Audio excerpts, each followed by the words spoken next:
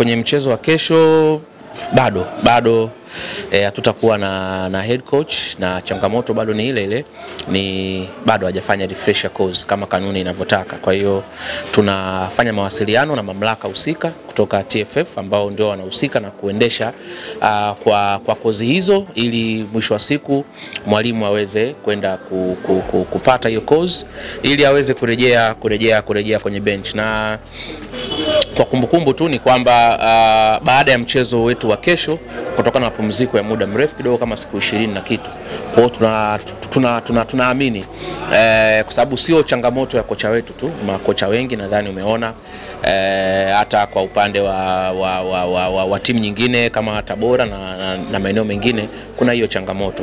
Kwa hiyo tunaamini mamlaka husika zinalishughulikia jambo hili kwa ukaribu, kwa sababu siamini kama wao pia wanapendezwa na timu kuwa inacheza mchezo bila kuwa na coach kwenye bench. Kwa hiyo naamini wao pia wanaumiza kichwa, kwa sababu lengo la kuwepo kwa TFF, bodi ya ligi, ni kuboresha ligi, kuboresha mchezo wa soka. Kwa hiyo sio kitu ambacho pia wanakipenda. Kwa hiyo tunawasiliana nao kwa karibu, na wao pia wanaona namna gani sasa rahisi ya kuweza kuendesha hiyo course immediately ili walimu waweze kupata refresher course na kukaa kwenye bench.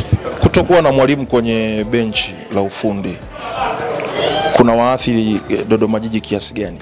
Kuna tuathiri sana, kwa sababu ni kama kutokuwa na baba kwenye familia kwa muda mrefu.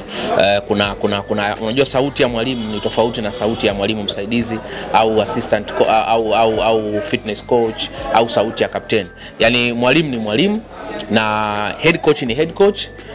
Kocha msaidizi ni namba nyingine, kocha wa makipa ni namba nyingine, fitness coach ni namba nyingine. Kwa hiyo kutokuwepo kwa mwalimu kwenye bench kimsingi kuna tuathiri, kwa sababu yeye ndio kiongozi. Sasa ni maana yake akiwa anataka kitu fulani kiende na yuko jukwaani, maana yake anashindwa hata ile kutwist kuona nani akicheze wapi, nani kapwaya wapi. Yani anakaa jukwaani anaona, lakini sasa kubadilisha moja kwa moja inakuwa ni issue. Labda afanye mawasiliano na wale ambao wapo pale kwenye bench. Kwa hiyo kimsingi nikisema kwamba itaituathiri nitakuwa muongo. Yani kwa ukweli kabisa kutoka ndani ya moyo ni inatuathiri. Ndio maana ingekuwa haituathiri tusingekuwa tunafanya michakato kuwasiliana na mamlaka husika ili mwalimu wetu aweze kukidhi vigezo vya kukaa kwenye bench. Kwa hiyo tunapambana kuona kama mwalimu wetu anakaa kwenye bench. Kuna mtu anaweza akajiuliza, ina maana hamkulifikiria hili?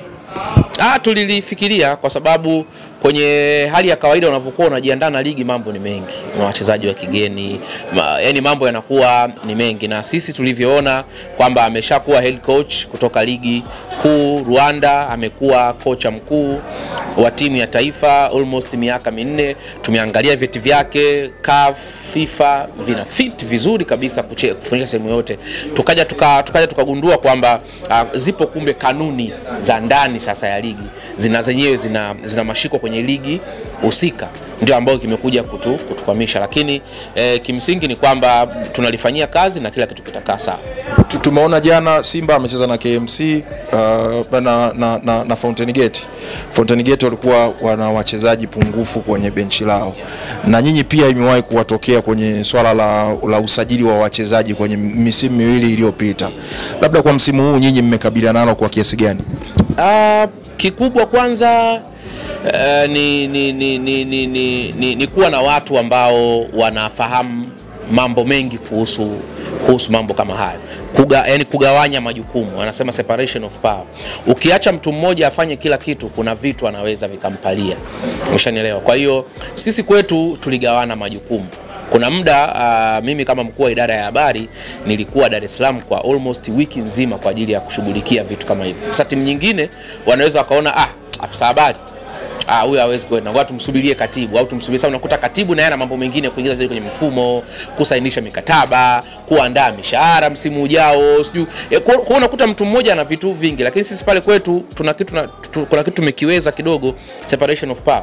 CEO anaweza akasema Moses safiri, nenda labda msajili fulani sehemu fulani, nenda labda TFF kafuatilie kitu fulani, mimi naenda huko. Kwa hiyo ni vitu ambavyo tuliviona mwanzo tulikuwa tunateleza, lakini baadaye tukaona kumbe sio vitu vigumu hivyo, vinawezekana. Ndio maana most of our players ambao tuliwapata tumeweza kufanikisha leseni zao, na hatuna hiyo deficit, japo wako wachezaji wa kigeni kama Andy Bikoko,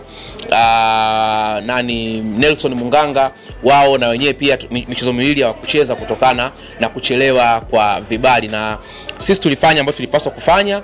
Kuna eneo kidogo ambalo huwa linachelewa, eneo la uhamiaji. Wao wana vitu vingi sana vya kuviangalia, vya kujiridhisha, kwa sababu ni sehemu nyeti kidogo. Ushanielewa, records za mchezaji anakotoka nchini kwao na vitu vingine kama hivyo. Kwa hiyo hilo ni jambo ambalo kidogo na lenyewe pia lituchelewesha. Baada ya hapo vitu vikaenda leba.